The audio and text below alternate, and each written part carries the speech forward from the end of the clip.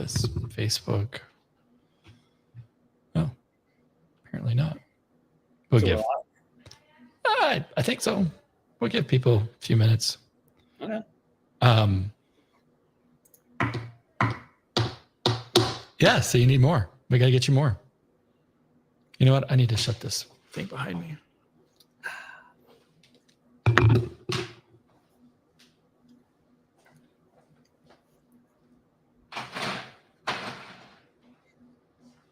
So now that Clark's not listening, I can say all kinds of great stuff.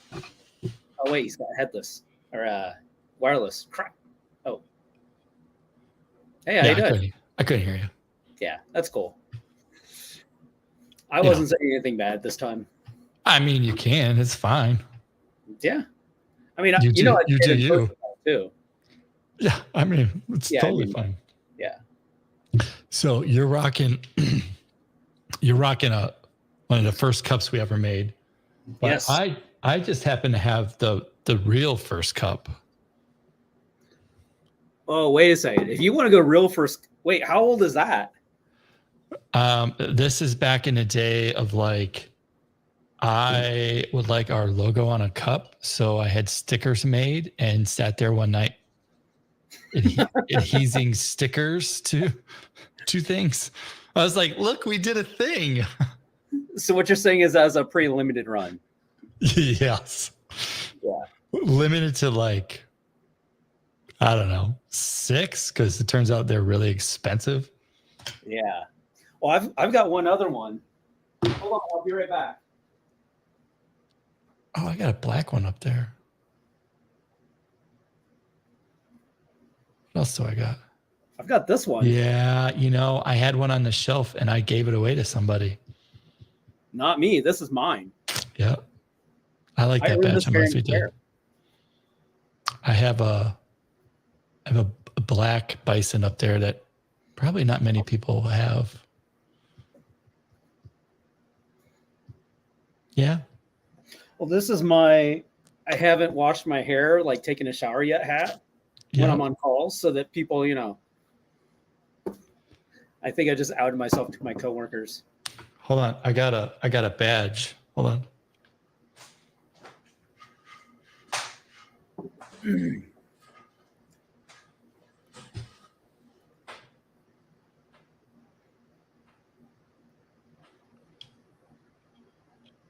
Not many people have this badge. Yeah, but that doesn't have your name on it. You stole that from Eddie. I fixed that. Yeah.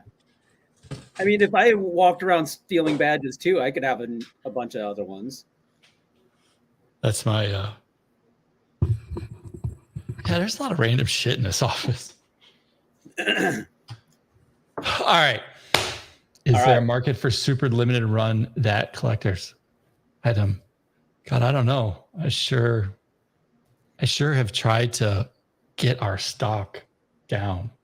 It used to all be in the house, which it just became overwhelming. And now I don't know what we have because it's in a shipping container, which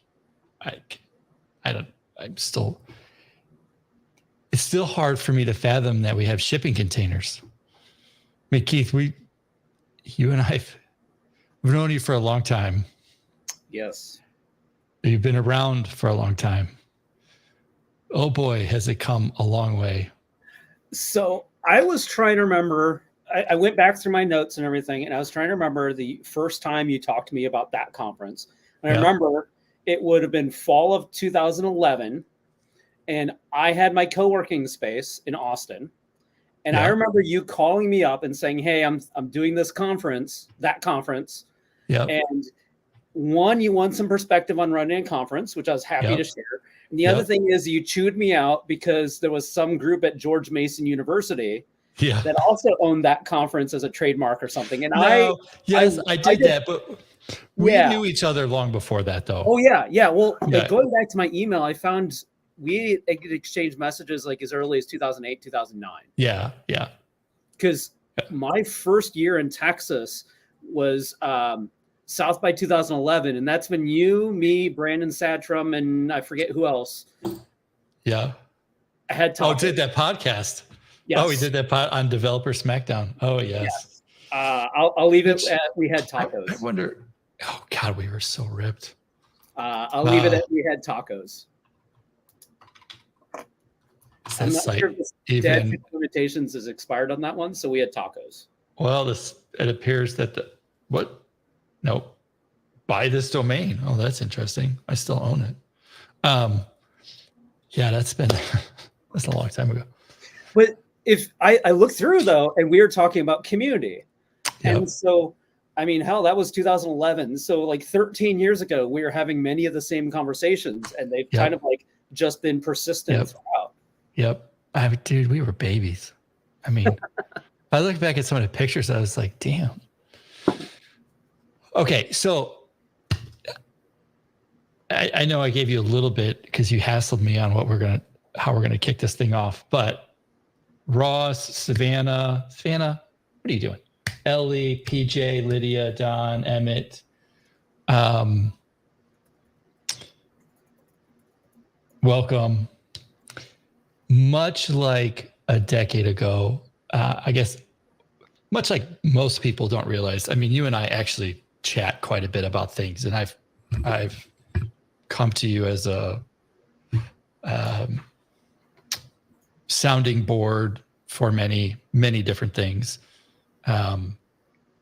And most people probably don't realize that you have founded and ran a very large PHP conference. So you've been in this game, and you've been in lots of games since. And to your point, much of the conversations that we had over a decade ago, we seem to still be having, almost even worse, which I think is a little sad. So here's the thing I want to work through. The end result is a discount that we're going to offer to, I'll call it a segment of folks.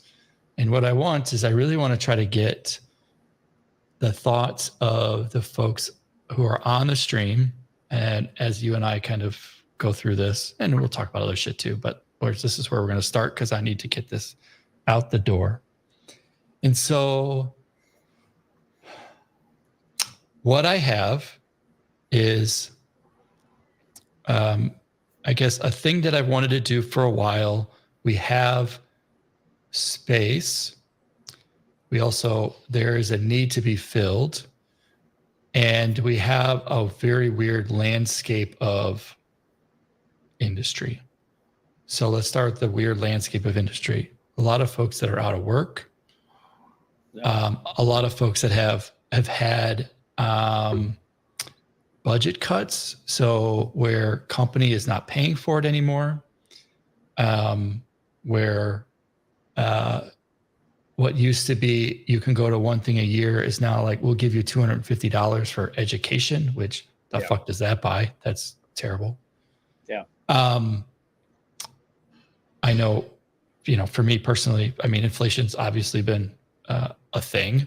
And so money's tight with folks, even if they have jobs. I've talked to folks who are like, I've had to move back home because I lost a job, whatnot, this, that. I have a job, but I got no means. And so I sit here conflicted because part of our role is to help people, further their career development. Not every year is a good year, if you will. Mm-hmm. We haven't hit our goals financially, tickets, whatnot. Like, we haven't hit our goals yet. We still have, I don't know, I guess not quite 2 months. But then I go back to, how is it that we kind of open the doors broader so that those who don't have the means today can still be involved, but at the same token, I, as an organizer, can still balance time, space, budget, right? Like I come from a place of like, and you have as well, like you do a code camp, it's free.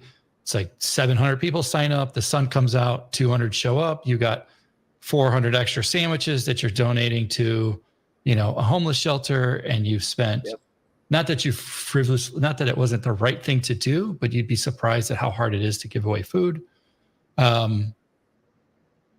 Astronomically hard, but it's, there's a lot involved in trying to have the capital to do all that. So the thing that I'm thinking about doing is like, here's a ticket. It's $24, $49. It's some dollar amount. It'll give you the no food option. And if you don't have a job, or you're a vet, or you can't, you just can't afford it because whatever, some shit's on your neck, then here's a ticket, and sort of by the honor system. Not like I can go verify it, but I also need some commitment on the other end that I know that the person will show up, right? I'm out of badge. I'm out of t-shirt. It's occupying space. I still have to sell. I still have 200 more tickets to go to just hit our real baseline numbers. Yeah. So not only is it crunch time, but I have more capacity than we have projections for, if you will.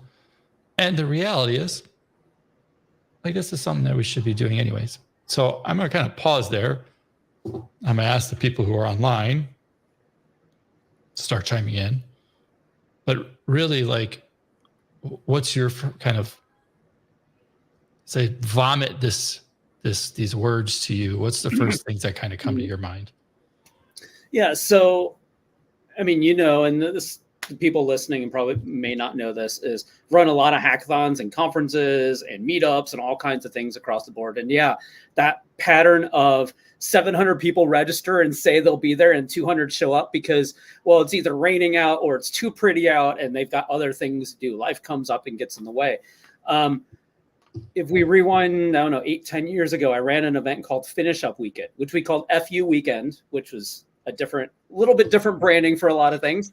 And it was a hackathon weekend. It was a 48-hour hackathon, but we had a couple things where we made people go home at 10 p.m. We didn't let people stay all night. But the real unique thing was we charged people $20.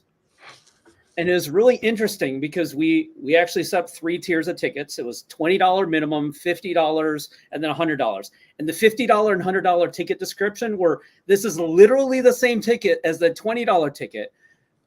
You just get to support us more.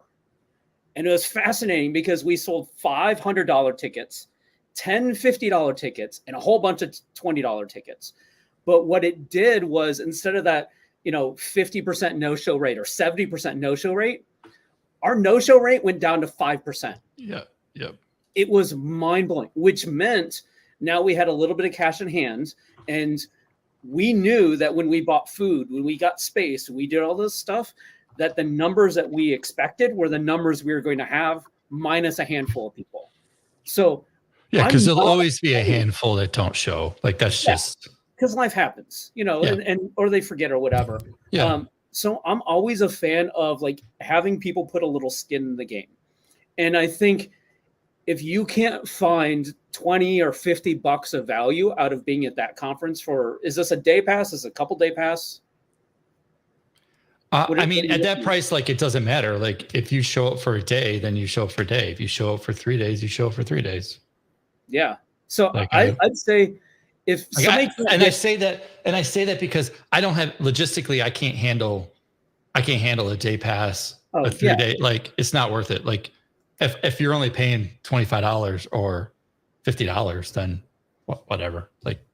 Come for what you come. I'd say if somebody can't get $50 of value out of being at that conference for a few days, that's mind-blowing. I get that out of a given session, because I always view the sessions as, or I view the community as a whole. A healthy community is my extended R&D group, where people are researching ideas and doing work in different areas that I'd love to get into, and I just haven't had the time to approach.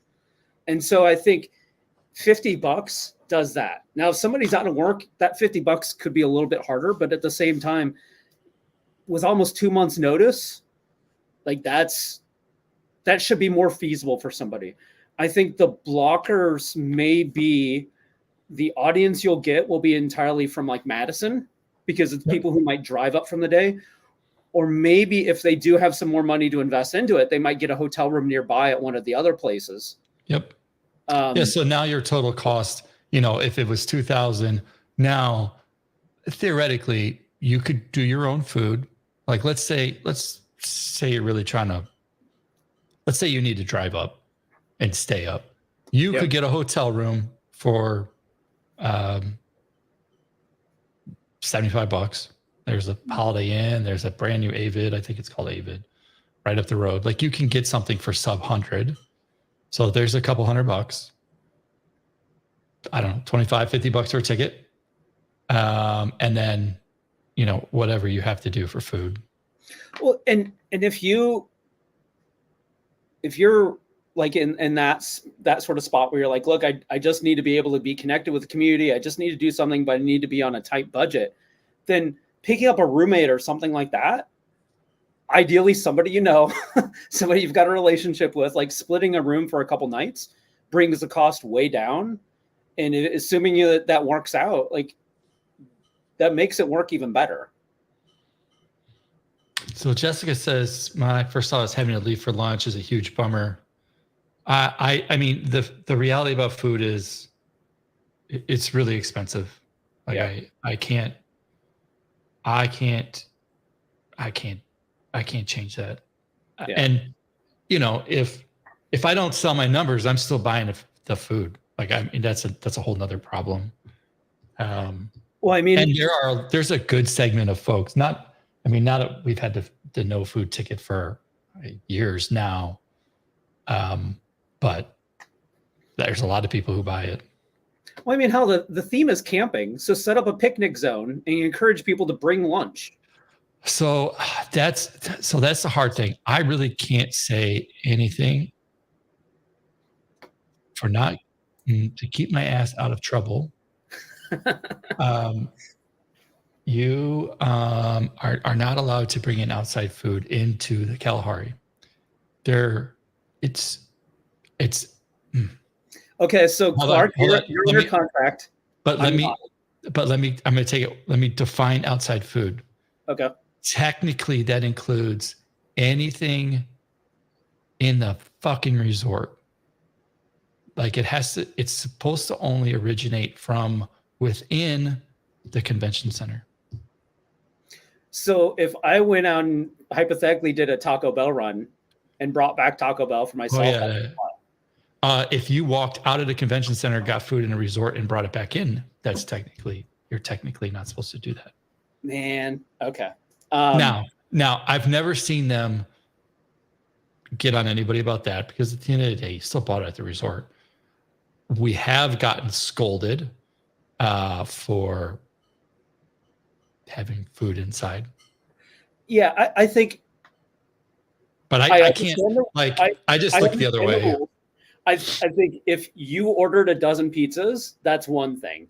I think if you had a dozen people each bring their own sack lunch or something like that, that's a different thing. And you're under contract. I would agree. We're not. I suspect they're not going to go after a dozen people doing their own thing, because it's just not. It's not effective for them. Because at the end of the day, they want us to spend money there, and if they make everyone angry, they know how tree people stick together, right?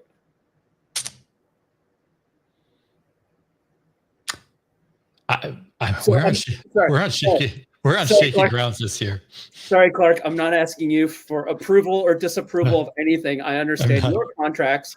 I'm not bound under contract. So hypothetically, if people wanted to bring their own sack lunch, then they wouldn't have to go off site for lunch, and they could still hang around and they could do a family picnic. Hopefully, Jessica, you're seeing that. So yeah. Yeah, it's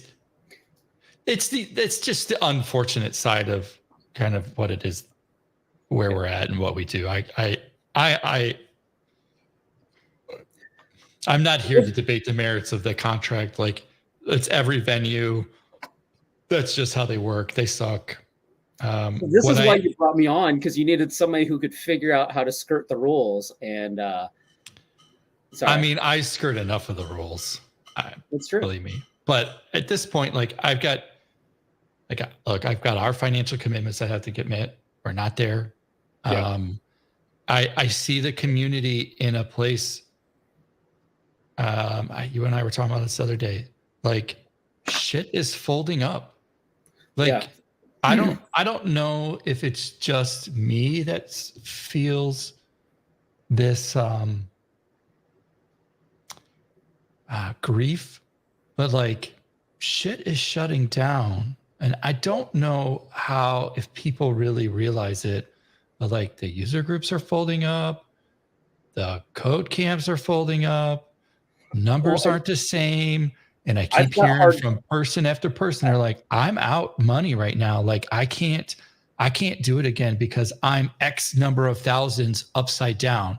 And these are people, these are not corporations selling you shit. These are user group leaders, code camp people who are money, like not like, oh, a couple thousand, like money, like real money.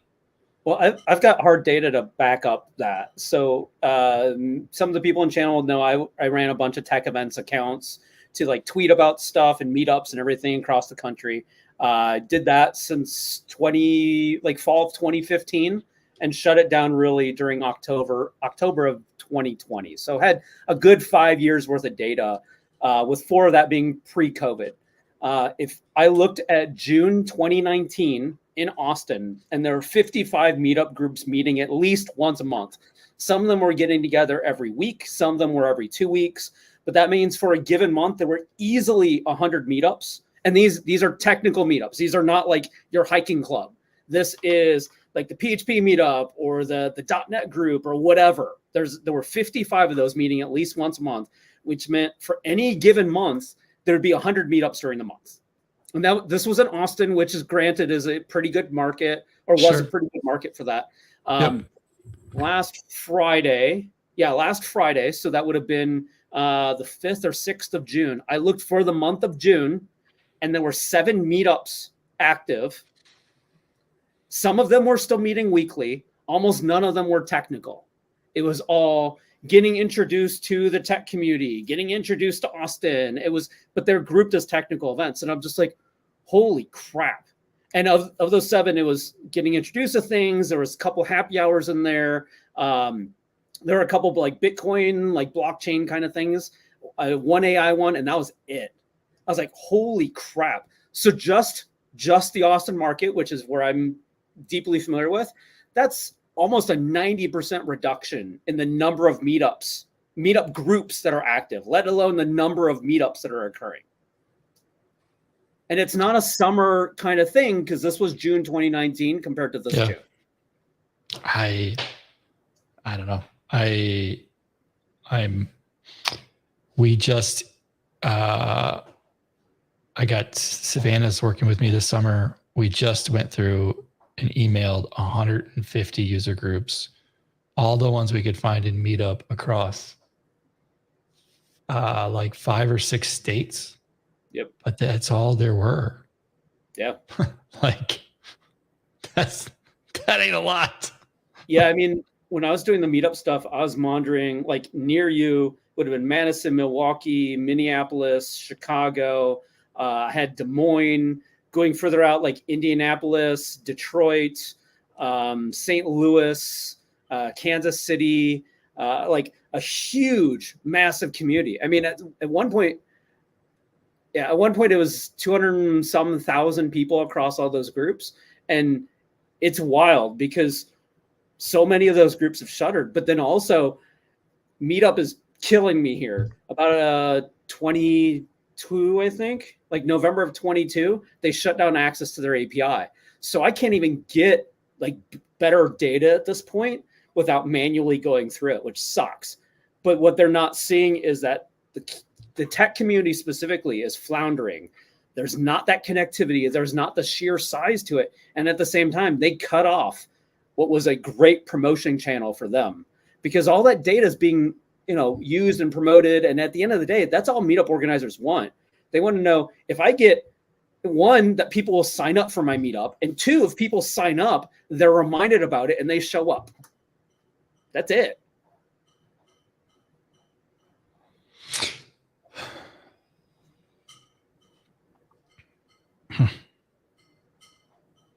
Yeah, Ross is in the chat. Yeah, Ross, thanks for the call out to Madison Tech Events. That was a good one. But yeah, I mean, the number of meetups are decreased, but then also the frequency of them. So he's saying his side project work night used to be monthly, now it's yearly. Yeah, it's wild. And at this point, I don't know what the solution is. I don't either. I really don't. Some portion of it is that we convinced everyone in 2020 that they should work from home exclusively. Okay, and that offers some upsides in terms of work-life balance and everything. But my kind of mindset with this is there are people who have been on the field for 20 years. Clark, you and I have been there, done that. We've got these great networks. We've met all these wonderful people. We've seen these people who started as juniors with us or after us who've now gone on to accomplish great things. That's awesome. There are people who've started their career in the last 5 years who their first year might have been in an office. They might have met people. They might have gone to events and stuff like that. But then that all got cut off. And they haven't had that random conversation while getting coffee in the office. They haven't gone out to drinks and met that person who not only is like a good professional contact, but maybe a friend or a romantic interest.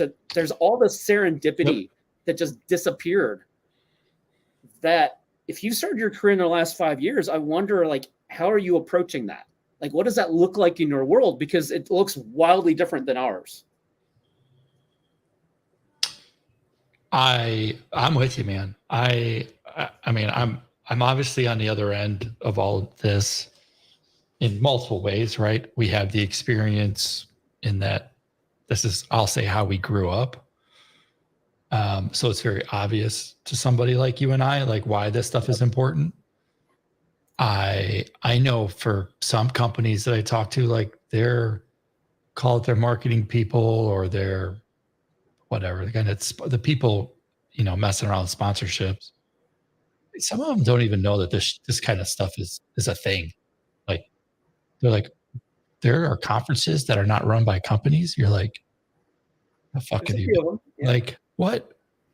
So,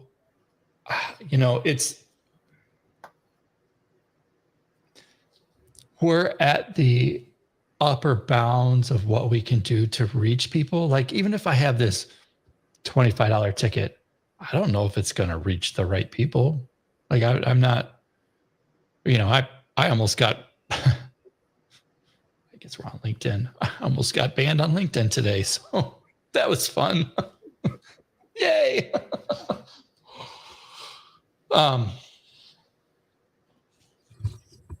It's, I don't know. I really struggle. I sit here and we try to do the right thing, and the right thing, I think means a lot of different things in different contexts of one's life. I also have a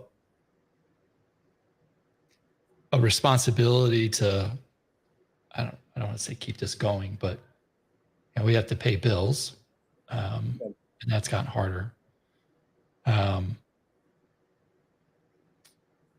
Don says, a new camper discount offered to organizations for employees who will be attending for the first time. So the problem with that is, one, the organization most likely has money. And two, too many organizations, especially ones who have a lot of money, are the ones who expect the biggest discount. And you're like, you're just taking advantage of what's been out there. Yeah. So, like, I like the idea of a new camper kind of come in. I don't have any way to police any of it. So it's certainly like, if somebody's going to come and they don't want to spend the cash, I do do have to ask. I guess you have to ask, is that the right person for the community? Like, does it expose us to you have to get into what their motivation is. If they held off buying a ticket just hoping for a last minute discount, generally that's not somebody who's going to be in like a net contribution or going to be like somebody you really want to interact with long term, versus somebody who, they got laid off a few months ago and they're just kind of struggling. That's somebody who it's, how do you help that person out? Because that's what a community does, is they help its members, help them improve. They help them get back on their feet. Yes. And that's somebody I believe. I want 100 of those people in the community, where if you just like, here, let me do you a favor, and cool, you're going to be in great shape in 3, 6, 12 months. And then you can give back and you can do other things. That's awesome. I want that. Yeah. Tegan asked, do we offer student discount? Yes, we've offered student discounts. Wisconsin has been really hard to get students because it's in the summer, cars, jobs. I don't know. Students have been evaded me, if that's the right word. Yeah, students are hard. I advise in my undergrad on their computer science program, and getting students motivated to do much, if it's not for class credit, is exceptionally hard. And even if it's for class credit, it has to be for like the right class credit. You need to time it well to not land in between tests or other projects. They show up to sign off on the box or whatever, and then they go home. Yeah. Yeah, I mean, it'd probably be a little different if we were like in the city or in a city. It might be a little bit easier. Well, when we ran DC PHP at GW University, I think we got 2-3 students every time. Like it was rounding error. And that was with what university was that? What university was that? GW, not George Mason. Oh, okay. George Washington, not George Mason. Well, I know I heard George, and one of those universities sent me a nice cease and desist letter. I should look that up and frame it. There's a lot of universities that have George in it, right?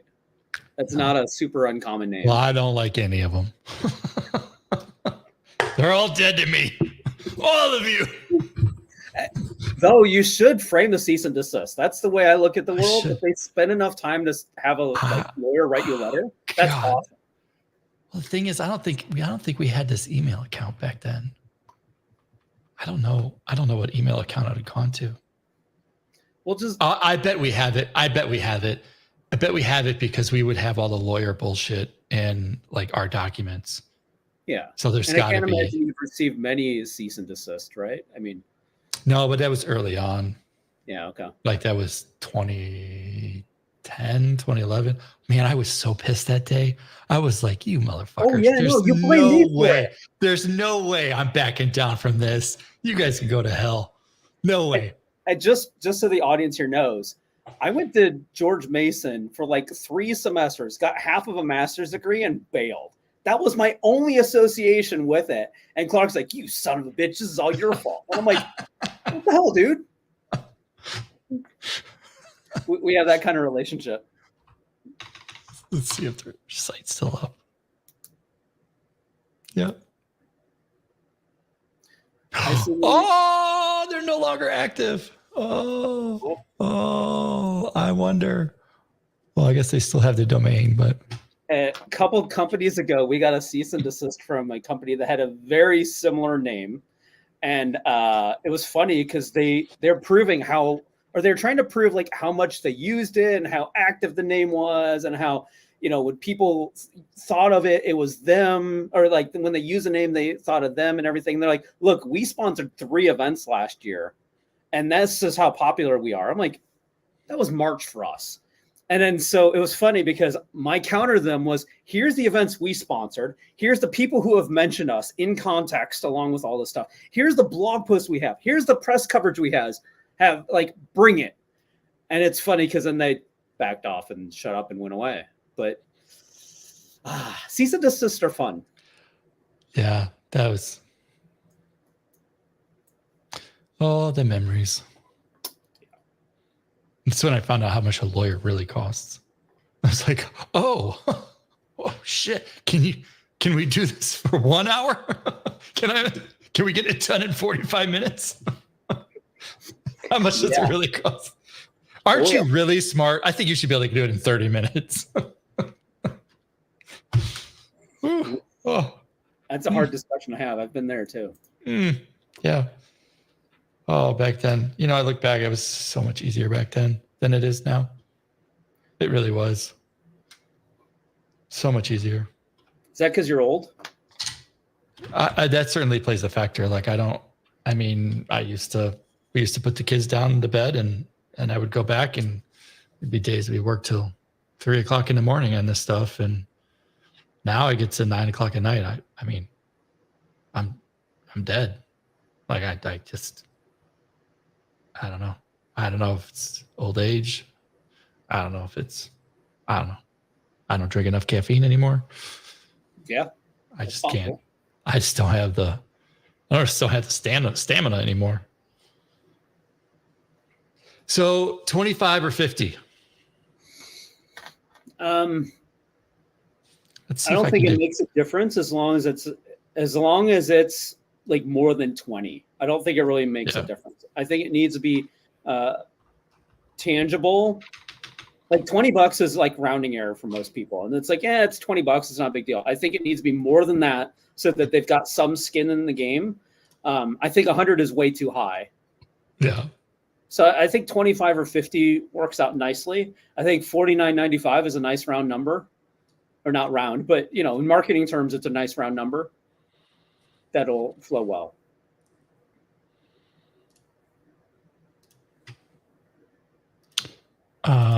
What's chat's one says 49. I was just looking to see if you can leave a tip on Stripe.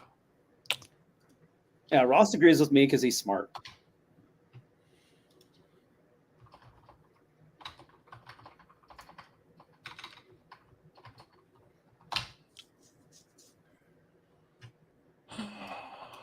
Stripe checkout with pay. Yeah, we got Stripe to enable great checkout with pricing. Choose create a separate tip product.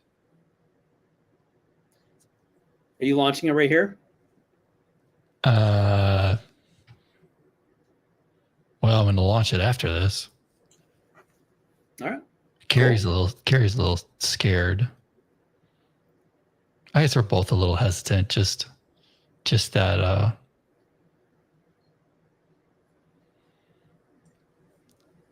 I don't know. Those who could pay take advantage of it.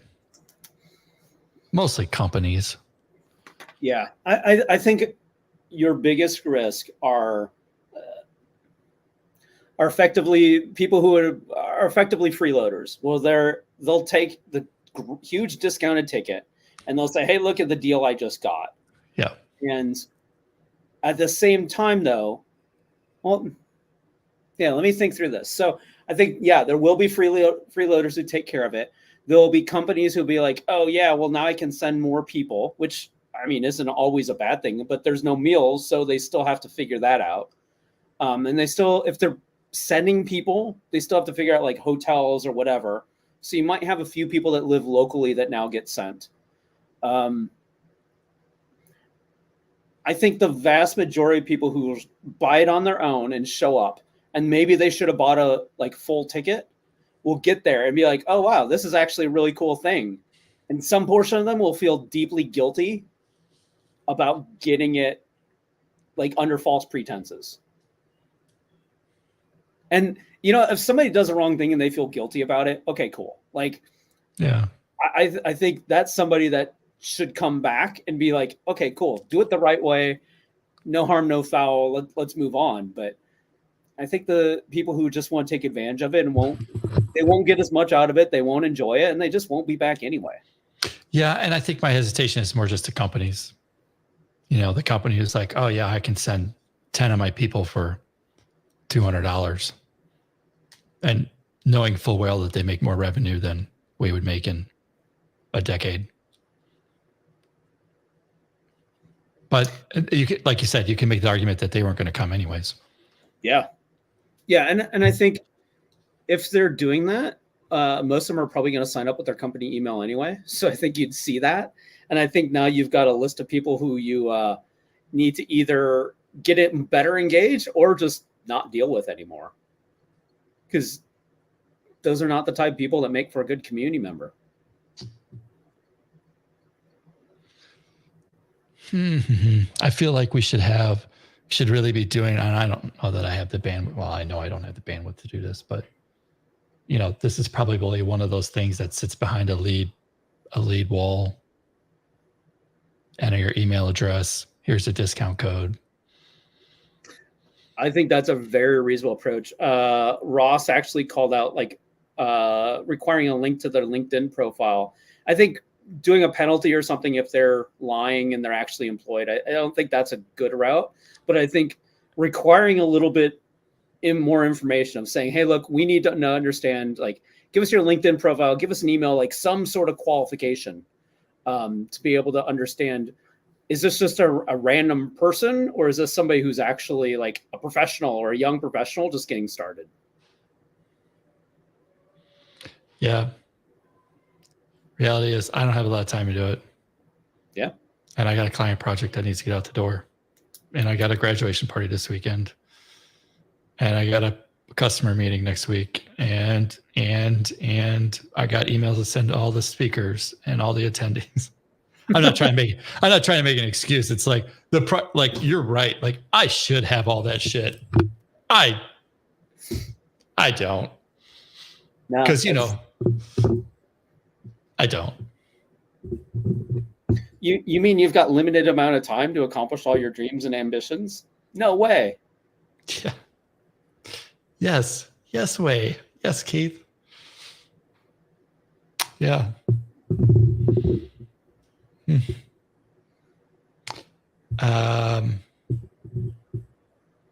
Well, at $24,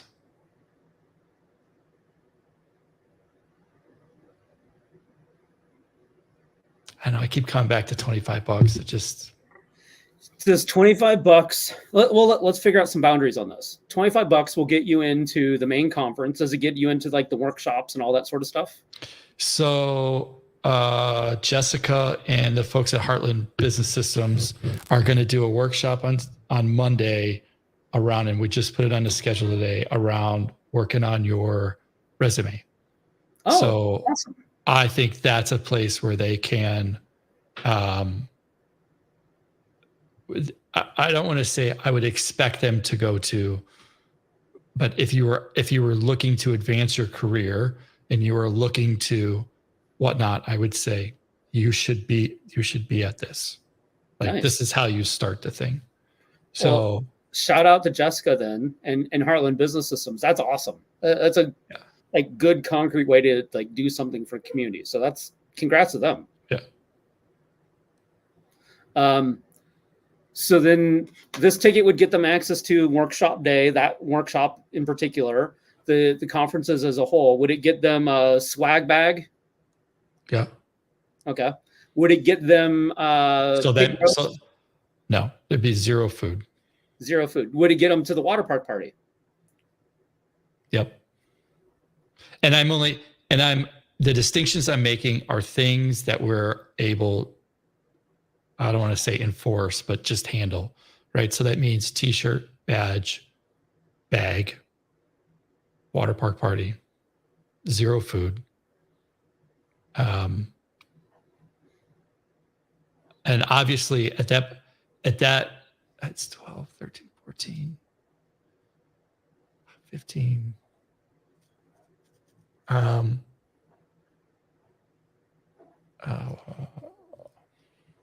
Yeah, I mean, at that point, you've covered the cost. You've at least covered the cost of the physical goods that I have to ship and transport. Almost. So t-shirts now $12 plus. So at least I'm not you don't show up and I'm just sitting on stacks of shirts that I can't do anything with. But Obviously, that doesn't contribute to it's not contributing to anything else, right? It's not contributing to speakers, the cost of speakers. It's not contributing to space. It's not contributing to servers running, like none of production, none of that. And these people, they're not helping you hit your catering numbers or your hotel room night numbers. Nothing. This is nothing. Right. I mean, that's the whole other side of that, right? If I don't hit my room nights, if we don't hit our F&B minimums, I mean, we still have to pay for it. So, and we're not there yet. So go book your rooms. Most people don't know the logistics behind the scenes. Like many venues will give you the conference rooms for free or greatly discounted because they make it up on food and hotel room nights, and they know they'll get you one way or the other. So that's left the building. Now you really, so yes, except what used to be zero, like they would work you out and you would kind of get to zero for the space. Mm-hmm. Now it's like really, they kind of want like 50,000, 75,000. Like you really got to haul in the numbers. Holy crap. Oh yeah. It ain't free no more. Wow. Yeah. I admit I have not run a conference in 5 years. That's pandemic. That's pandemic. Ain't gonna work. Yeah. So Don says, seems like it's being undervalued a bit. Well, yeah, I mean, this entire thing, like the conference ticket is $1,200. So yeah, it's totally undervalued. Emmett has an interesting idea. I think he's pitching that you can trade a kidney for a ticket. I mean, that works once, but you can't do that twice. So no repeat customers. Yeah, I mean, dang it.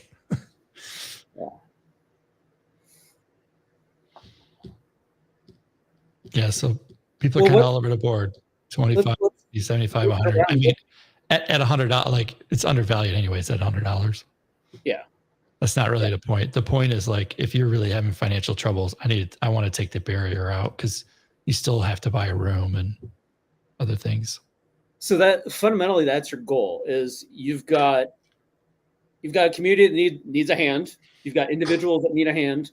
So you're trying to give them a hand, give them a deal to be able to let them engage still, even if they're between jobs, if they're struggling right now, with the hope that this is a blip for them. And maybe if you're lucky, they find that path out through that conference. Right. I mean, dude, if nothing else, that's an honorable goal. That's a very honorable goal. So regardless of how it works out numerically, I think morally, hell yeah, man. All right. Well, let's go make a coupon code.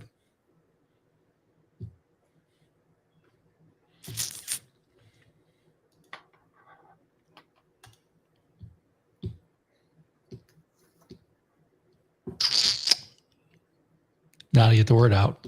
Although I guess we just said it. I would wager that most of the people here are probably already registered in some way or are speakers. Like, so this audience, do you have friends around Madison, Milwaukee, Minneapolis, Chicago that are just like, you know what? I would like to go. I haven't gone. I'm right on the edge of it. You know, I had to take a lesser job. I had to take a pay cut in order to have a job right now. You know, somebody like that who's struggling momentarily, or maybe they just got knocked on their butt right now. How do we get them re-engaged? How do we get them to be able to say, you've been talking about that conference already for years. I know most of the people in this chat, I recognize their names. Thank you guys for coming. Do you have friends in your like circles that you'd be like, you know what? I'd love to bring this person and introduce them around. This is the way to do it. Savannah says, you could have stopped at Do You Have Friends? And she says, no. Well, I'm sorry, Savannah. I know that's a lie, but you know, still.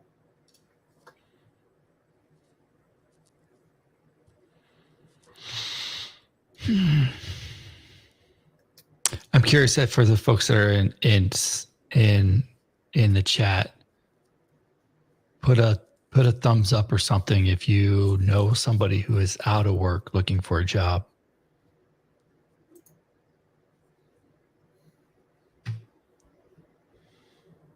No, it can't be you, Keith. I'm not looking for a job. I'm giving a thumbs up because I know some people. And drop in chat what you think this code should be called.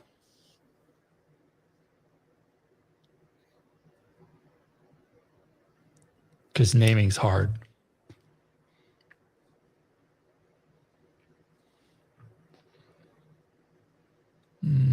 Friends of Clark. So we can say, what's the font code? This code. What code?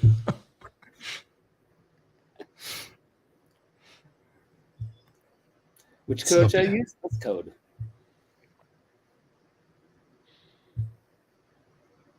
Why is Drew typing out thumbs up? Overachiever. Which chat is that in? LinkedIn. Oh. I guess I should check the one I almost got banned from. I would like to hear that story at some point. Oh, it's simple. Well, I'm probably not on stream. Oh, I mean, I've been trying to connect with anybody who has gone to that conference in the past. Literally going to their LinkedIn address saying, hey, you've been at that conference. I want to connect here. Like, we're not connected. I did it too many times.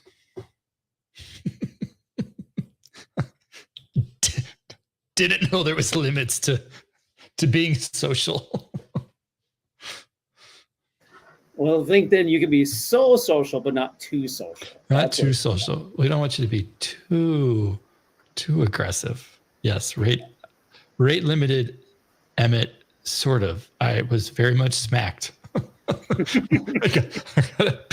There's a big warning that came up.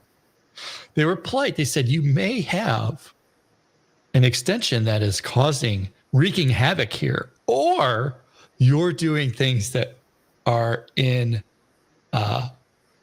not in accordance with our terms of service.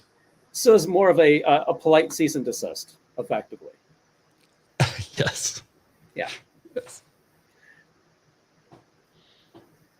One up. That's an interesting.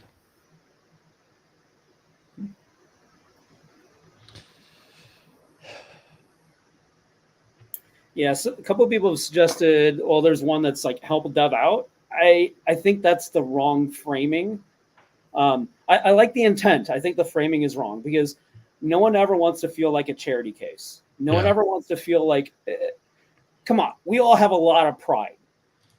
So like anything that like bumps into that or risks that, I think just ends up being a bad framing. But I think if it's like one up might be better framing, or like honestly, like friends of Clark or friends of that or something like that. That's neutral, but like brings them into part of the community. Like that could be an interesting angle on things. And you could make a requirement that at some point during the conference, they have to come up and shake your hand or give you a high five or something. Like they don't even have to say thank you. Just like, hey, come at some point in the conference, come by, give me a fist bump, shake my hand, wave at me politely, whatever. I like the we got you. Yeah. Justice wants. That's good too. I hate naming. It's such a pain in the ass. Naming and pricing suck. God, it's terrible. Yeah. I do this like a good chunk of my day job and it still sucks. It never goes away.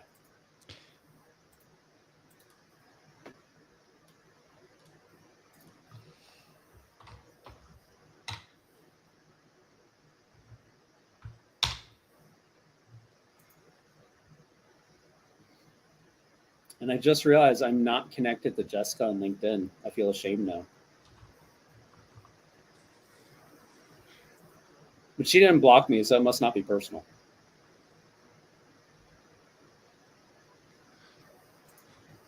So Jessica, I don't like find out only because I feel like that opens a door for companies to be like, oh, I don't know what this is about. I'm going to take advantage.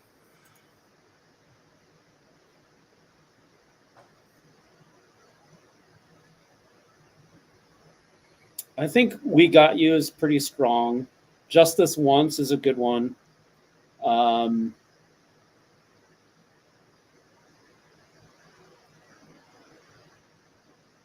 I think those are pretty strong options. Just Getting By, no. Come on, Ross. That's going to land poorly. That. Probably haven't used that. Probably could just use that. But then they'd say what, and I'd say this, and then we'd go back and forth.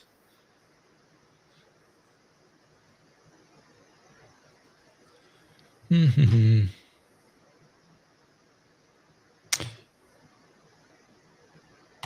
So what else is cooking there, Keith? Oh, geez. You want to go personal, professional? What's the most fun? Most fun is on my day job. Just a couple weeks ago, we launched a new product. It's our authorization product. So that's really cool because now we can do like role-based or relationship-based access control. It's all API-based because I'm an API guy.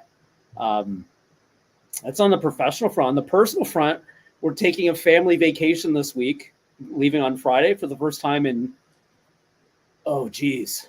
Actually, I think our last one would have been that conference 2019, if you can count going to a tech conference as a vacation, which I do. I mean, but we're going to London, so that'll be good. Really? With the boys?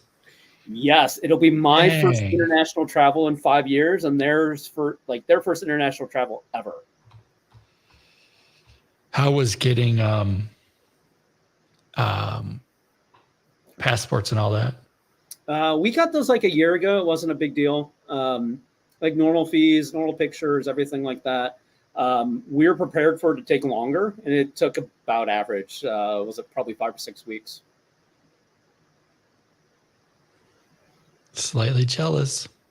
Yeah, it's funny though because my older son, he in 2019, he fell in love with Big Ben.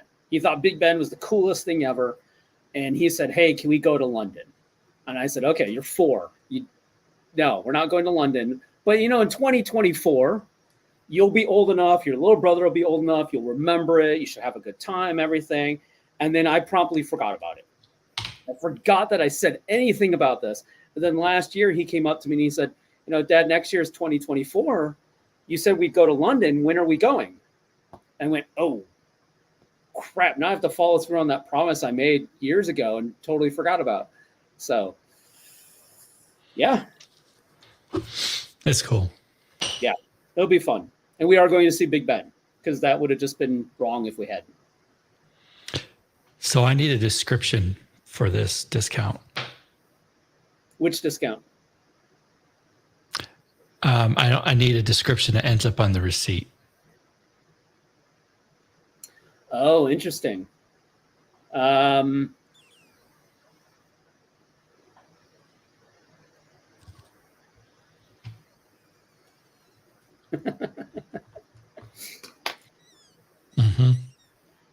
Lydia recommended need a raise for the coupon code. I think that's probably a bad choice.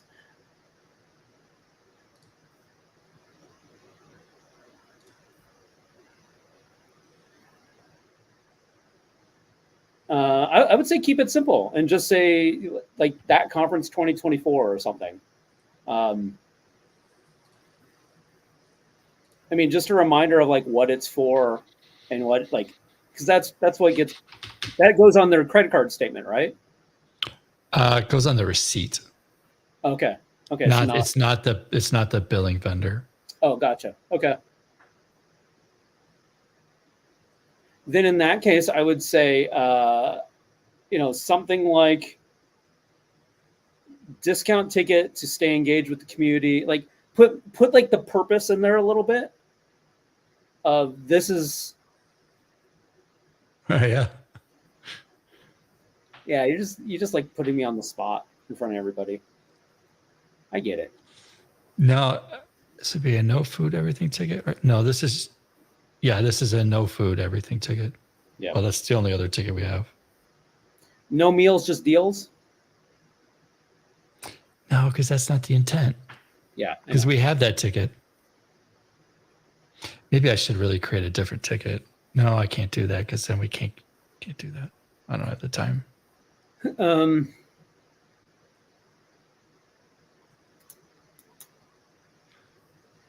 God, this is the kind of shit I hate. I mean, if the intent is you want to get people there and get people involved, then it's the description would be like connect with the community or reconnect with the community.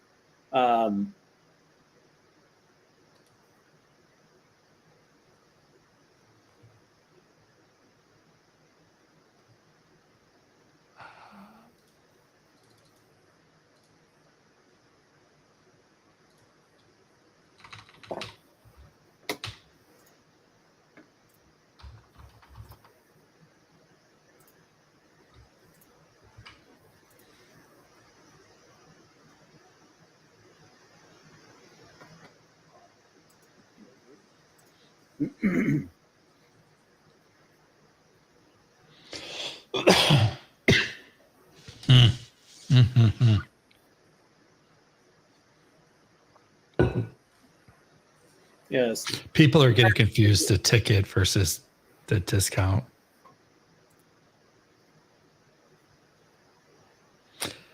Is it really an outreach effort? I mean, I guess it is.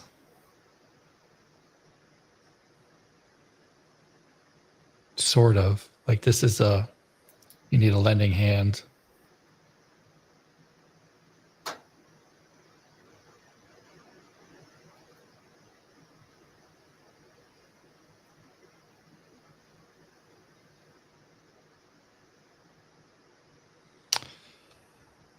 I'm gonna call it geeks helping geeks out.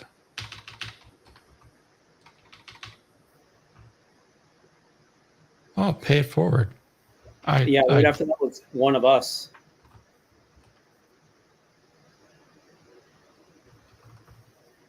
I like the pay it forward discount. So is that the coupon code or is that the description?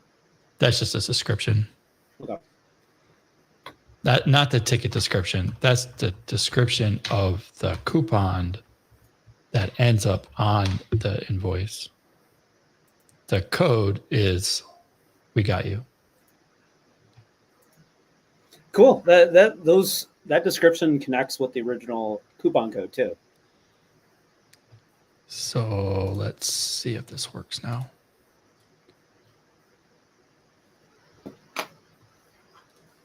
Should I buy one? You, Keith, can buy 100. No, don't do that. You'll screw it all up. I'll get really excited and be like, we got 100 tickets. And they all say danger on them.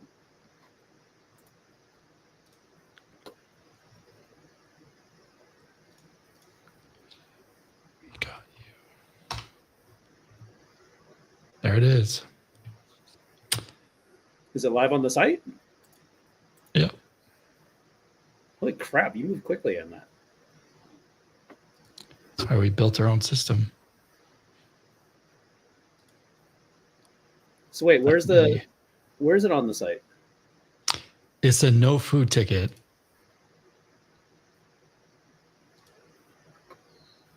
And then you put, oh my God, I got to take it back to, that's the wrong. It's a no food ticket, and then you use the discount code we got you. Okay. Let's purchase. Where did I put in the discount code? At checkout. Oh, I have to log in and everything. Okay. Still using that odd zero thing.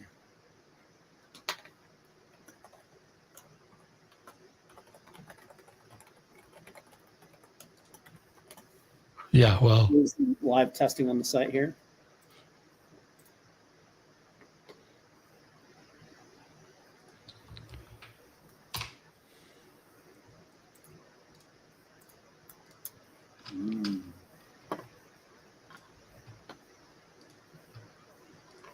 And the promo code is We Got You.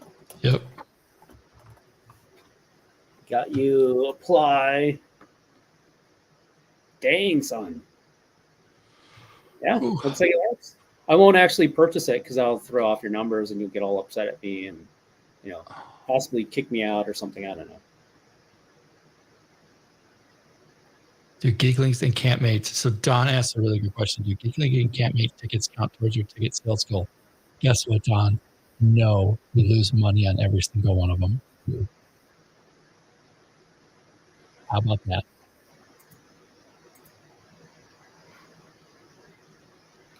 Emmett says no danger allowed. That is wrong.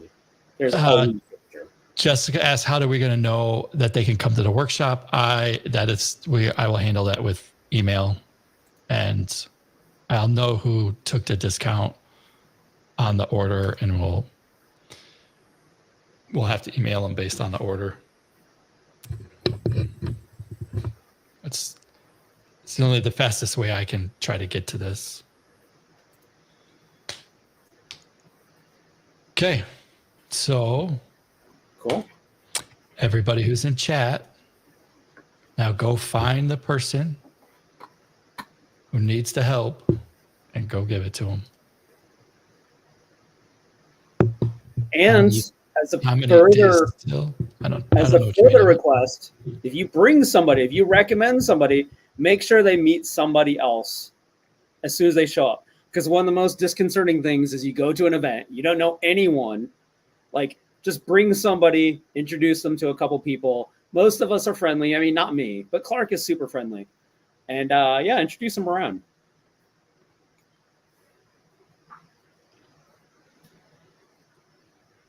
Lydia says $25 still feels crazy. Yes, I agree.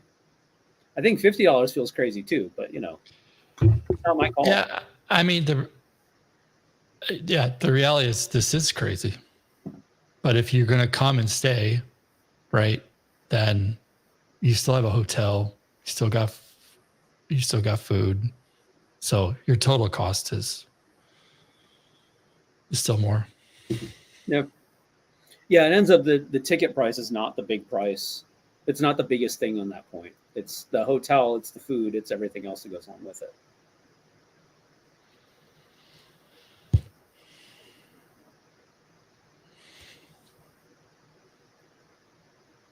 God, I hope this doesn't go south on us. God. Yeah.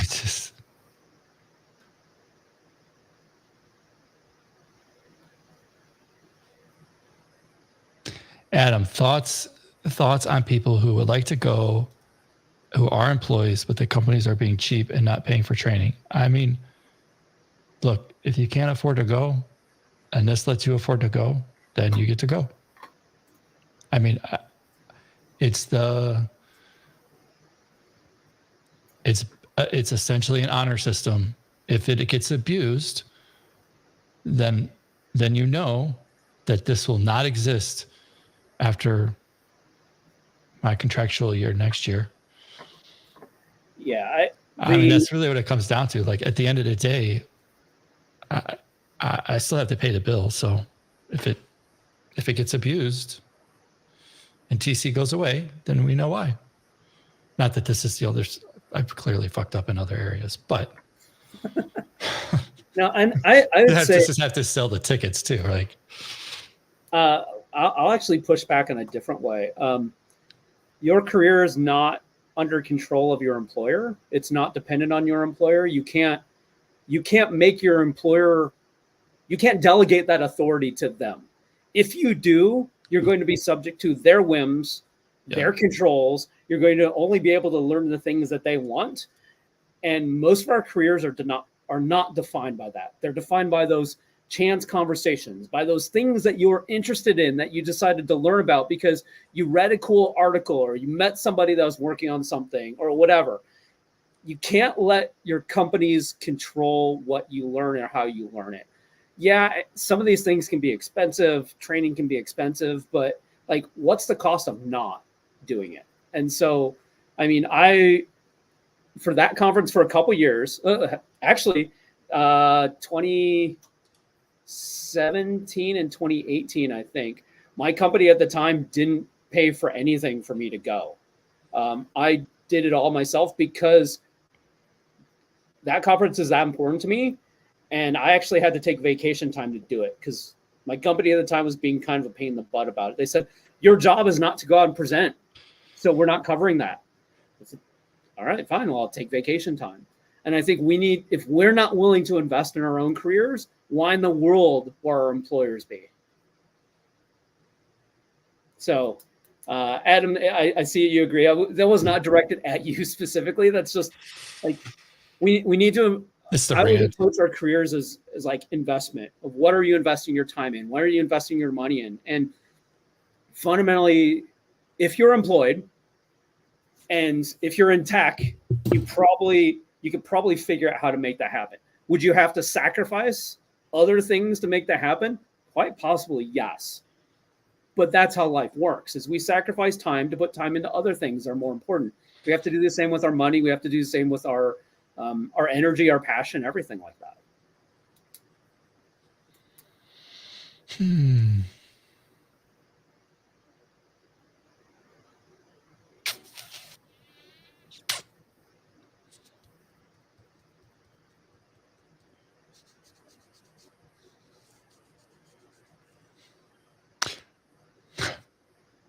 Just looking at this tweet Vindra put out, hiring budget is usually larger than the retention budget. Man, that is so true. That is it's really effed up when you think about it. Talk about spending so much energy to just get the wheel putting things through, but then. Well, and it's not only that. Think of, that's on the budget side, but think of where bonuses are usually applied. Managers don't get bonuses for retention usually. They get bonuses for hiring good people. And like recruiters, they don't get like the HR, human resources, whatever was it, people officers. Like at this point, they're not compensated. They don't see any upside of keeping people in most cases. They see an upside in hiring new people and bringing them in. A few years ago, I left a company. I was the first person on the team to leave in years, I think. And within 6-8 months after I left, most of the team crumbled because the retention just wasn't there. There was no desire for it. And they've had almost 100% turnover since then. And it sucks. Not only because you've like let down teammates and people, like people that you knew and liked and worked with and enjoyed those times with and everything, but also think of the knowledge that just walked out the door that you cannot get back. Yeah. I mean, I've gotten pinged on particular customers, large, like Fortune 100 customers, you'd know if you heard their name. And they're like, hey, you were involved in this deal 5 years ago. What do you, and I'm like, nope, I don't know anything at this point. Sorry. Like, yeah.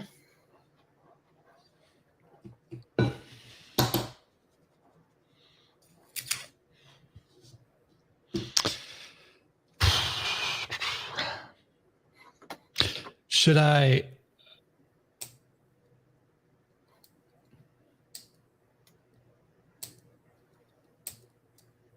Yeah, I'm still going to do that. Definitely, yes. Let's do it.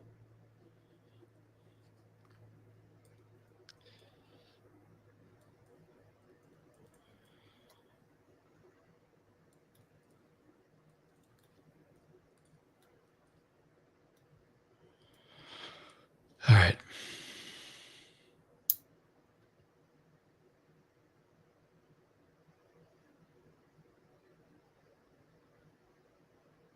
Man, I hope we hit our shit.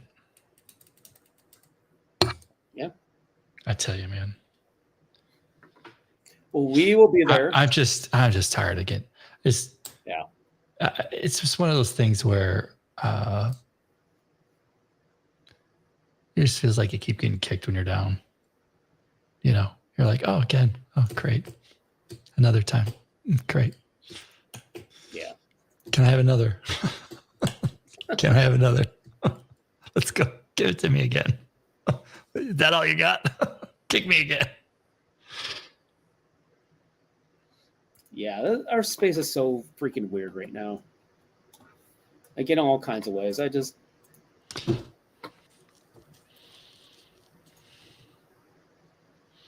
Yeah.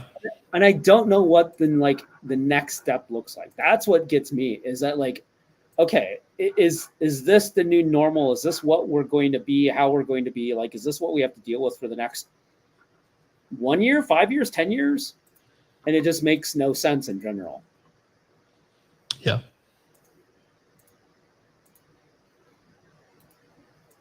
Because I'll say my career has been defined by community. Few months out of college, back longer than I care to admit ago, I was going to the Nova Linux users group, Northern Virginia Linux users group, like getting familiar with like the bits and bytes and like how to do that. I was involved in the PHP users group for years after that. I started founding groups, and like that's how you and I met. I mean, you were DevRel for Microsoft at that point, I believe, and I was figuring out how to make that whole thing work. Like between that and then Twilio and community, and like that's been my career. So to not have this just seems so bizarre. Yeah, I heard another story, but I mean, we were talking about this earlier. A guy, another organizer who's down tens of thousands. I'm like, God damn, it's just not good. Yeah. And they may be going for their Hail Mary to see, like, one more time, we'll see. It's like, yeah, that tens of thousands, they'll double. Yeah, they'll double or triple. Well, and it's interesting to see, like, as soon as COVID hit, like the week COVID like caused worldwide lockdowns, like the O'Reilly team laid off all their event people, like immediately, like mid-March, poof, they're all gone. Yeah. They were quick on it too. They didn't even wait for the press release to stop. Yeah. Yeah. And that was wild to watch. And at the same time, like Austin was still trying to pull off South by Southwest at that point. And it was just such a weird dichotomy for like a week in there where they finally said, oh, wait, maybe we shouldn't bring a couple 100,000 people to Austin from all over the world. Yeah. And those guys ultimately had to sell. South by? Yep. They took on big ass investors. They had to sell parts of the thing. Parts of it. Yeah. Well, so one thing that you'll understand as an event organizer in 20, everything got canceled.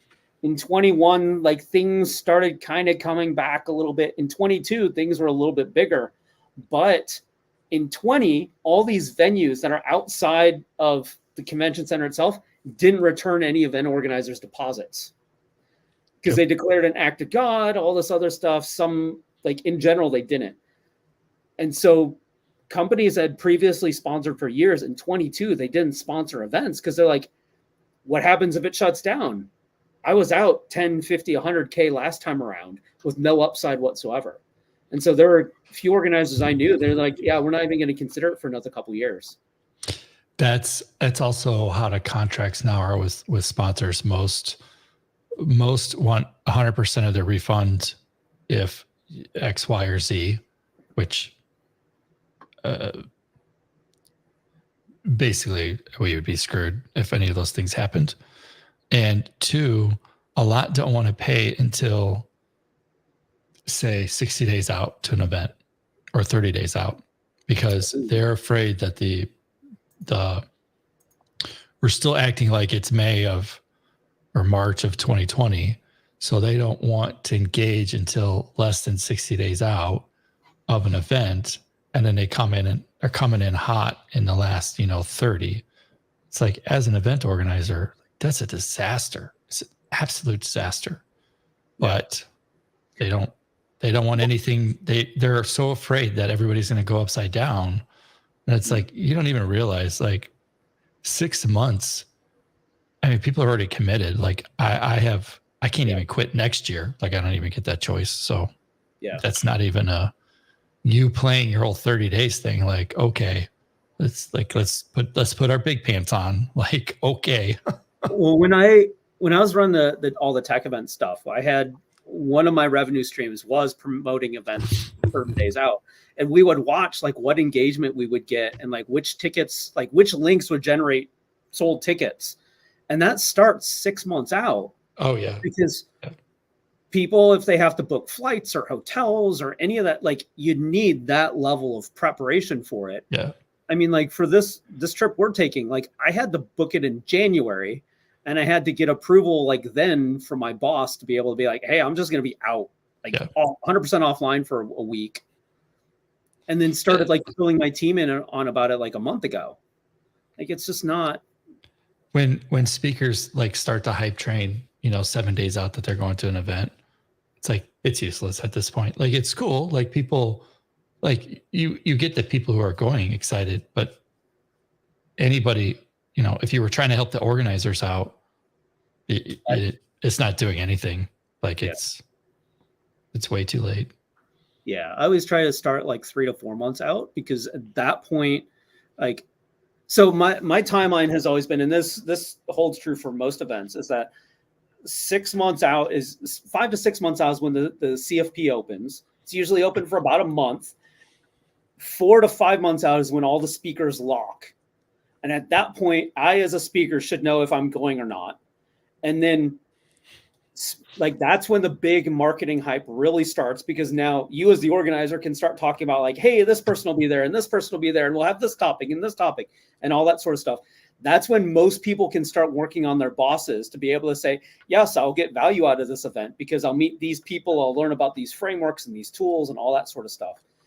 And by 60 days in advance, people are pretty well set. Like most people are like going or not, unless they're local and they don't have to worry about flights and they have a limited number of hotel nights. Like, but everyone who has to like book all that stuff in advance probably already has. That's what worries me about my numbers right now. Because Jessica, I think, said we're 47 days out. Yep. Yeah.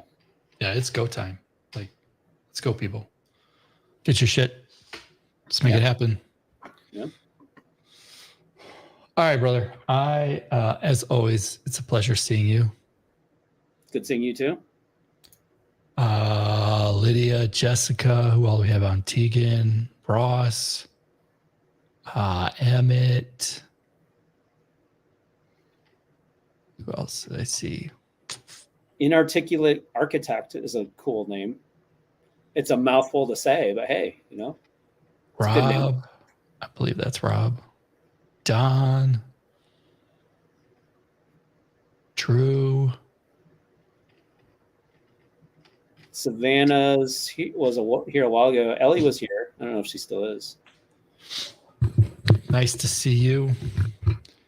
I think the next one of these,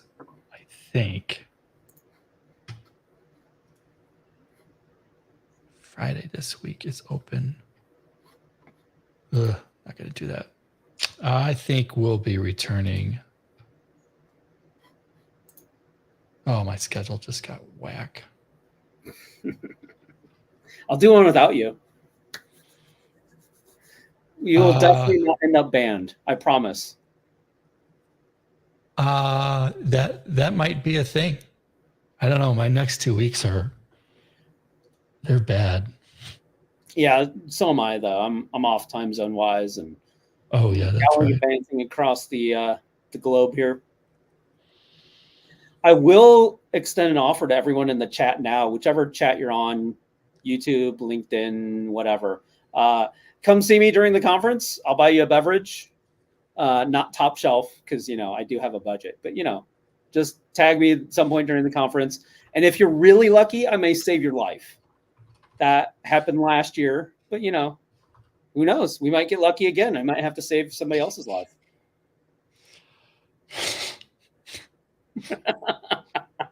We can't say shit like that, Keith. I said might. No, I know. People will get the wrong impression. I mean, I didn't tell the whole story where I like pulled out my pen and I had to trach him right in the hallway. I didn't tell any of the details about that. I mean, Rolando does owe his life to me. So if you have not checked, if anyone in the chat has not checked in with Rolando lately, make sure to tag him and ask how I saved his life. He'll probably tell you the simple story. Trish is on here. I wish we don't really have prizes, but Trish was the first person that bought a ticket for this year's conference. Wow. She's got number one. She was the first person to buy a ticket. Nice. That's cool. Why I remember that, I don't know. Other than I hadn't seen Trish in a long time. She showed up and then we ran that deal. And then she bought the first ticket. So yeah, I think good on. She got the best deal too. That was the best deal we had. I think I met Trish like 2012, 13. Like, she's OG. She's OG. Yeah. There's a few of us who've been around for that long. Yeah.